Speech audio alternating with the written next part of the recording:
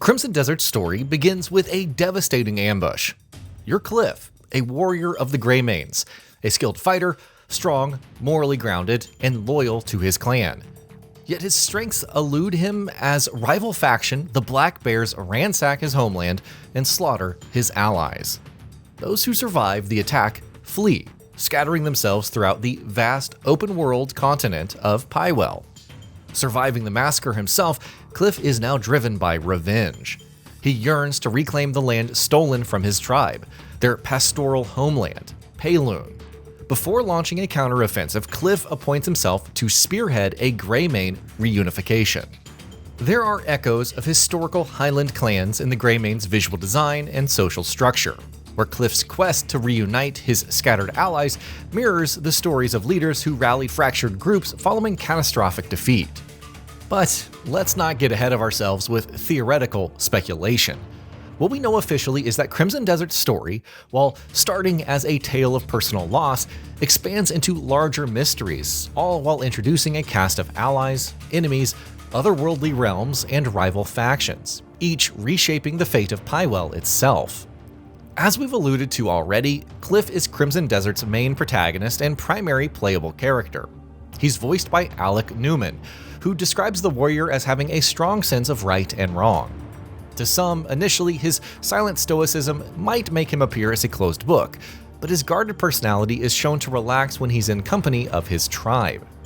In real life, quieter, more reserved people tend to be the deepest thinkers.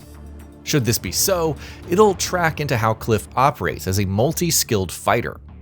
Alec mentions in Crimson Desert's official Meet the Cast YouTube feature that given the game's wide-ranging combat, you'll be able to approach each encounter with imagination, channeling it through Kliff's aptitude. Crimson Desert also has two other playable characters up its sleeve, the hulking nomadic orc Unka and nimble gunsmith Damien. Unka is another Greymane survivor, an axe-wielding tribesman who doesn't deal in half measures. Indeed, Stuart Scudamore, who lends the fighter his vocal grunts, states he's driven by passion. Everything he does is in pursuit of the best for his people. There is surprisingly another side to his persona. He's philosophical, wise, benefiting of his years. Where Kliff might lean on his stoicism for emotional armor, it appears the distinction between Unka's empathy and relentlessness is more clear-cut.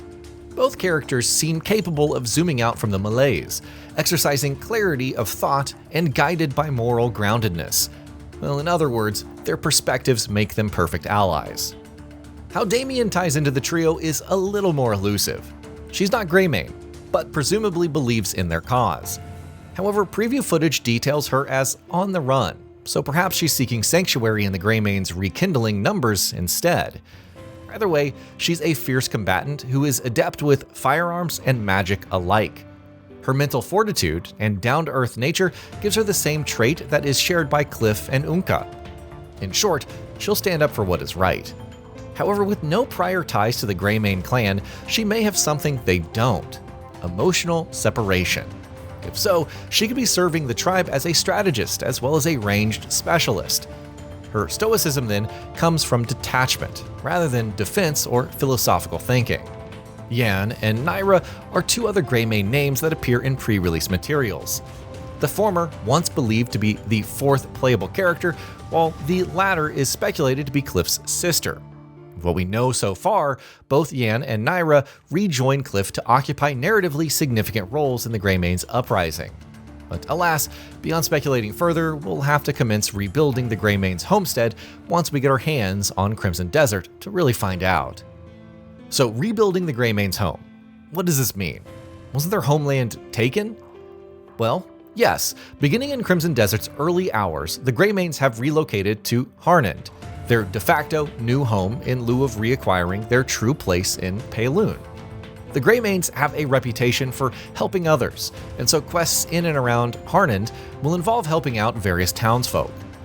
Will we meet any other notable allies? It seems likely, although again, we're gonna have to wait and see. The NPCs you meet during this phase may simply be camp workers or quest givers.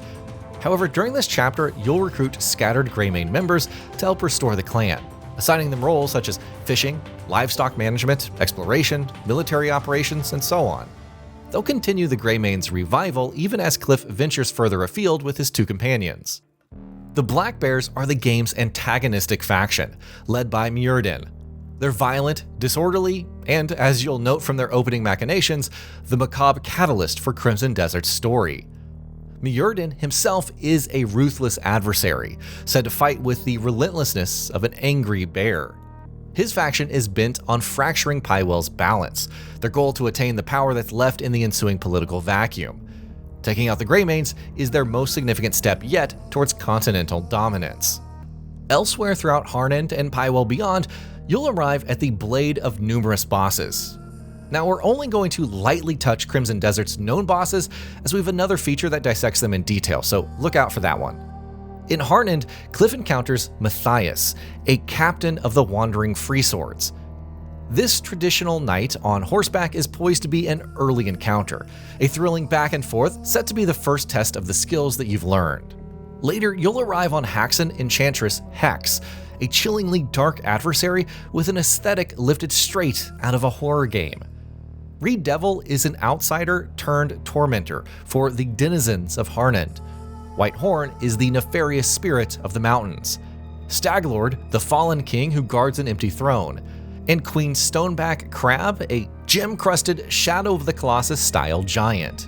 These, plus tyrannical goblin Splithorn and giant mechanical dragon Golden Star, make up the confirmed encounters so far, with each appearing rooted in regional mythos and tragedy to suggest that Pywel's history is filled with fallen rulers, cursed figures, and supernatural beasts.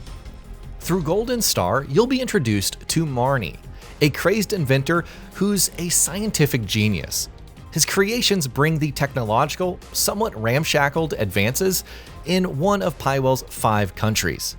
Strange robots, rockets, and mechanical tanks are all his makings, but much of a feature he'll make beyond providing weaponized devices to scrap with is unknown. While the conflict between the Greymanes and the Black Bears keep Crimson Desert's narrative wheels turning, there is something far more mysterious floating overhead. That's the Abyss. Here is said to be secrets which could threaten the entire world, and if there's a motive for Kliff's mission to move beyond personal vengeance, it is this. Exactly what the Abyss is remains unclear, but some encounters hint at enemies escaping into a higher or parallel plane, implying the Abyss may function as a second form of reality where far greater dangers lurk. As you uncover its mysteries, you may decide that Kliff's clan wars are secondary to a larger catastrophe. One lingering question the community has is, will Crimson Desert's story be told piecemeal through environmental fragments, exploration, and exorbitant dialogue like other games? Well, after all, while this approach made for an expansive setting, it was difficult to follow. Now that said, Crimson Desert is a single-player experience, so we should expect a greater emphasis on a central narrative. Environmental storytelling and optional lore still exist, for sure, but the presumption here is that you'll be guided through Pywel's cinematic story via voiced characters, cutscenes, and defined story moments, rather than having to piecemeal it all together yourself. Because so much of Pywel's lore remains a mystery, fan speculation has already begun to fill in the gaps. One theory suggests the fragments of the Abyss you'll use to level up Kliff may actually be corrupting the world. In other words, Kliff might inadvertently be spreading the very forces which threaten the continent's stability. There's also the intriguing thematic parallel which we alluded to earlier, where the Greymane's social structure resembles those of Highland clans. More meaningful than Kliff simply wearing the same blue war paint as William Wallace in Braveheart, this interpretation suggests that the Greymanes' reunification will make a strong attempt to wrestle back what was taken from them, but ultimately, they'll fail. At its outset, Crimson Desert's story starts as a tale of personal vengeance set within a much larger fantasy mystery.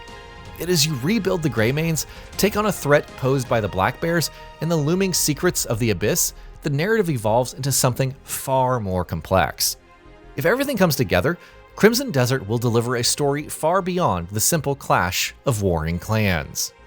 And that'll be about it for this one. If you guys like what we're doing at GamingBolt, please consider subscribing to our channel, and I'll see you guys on the next video.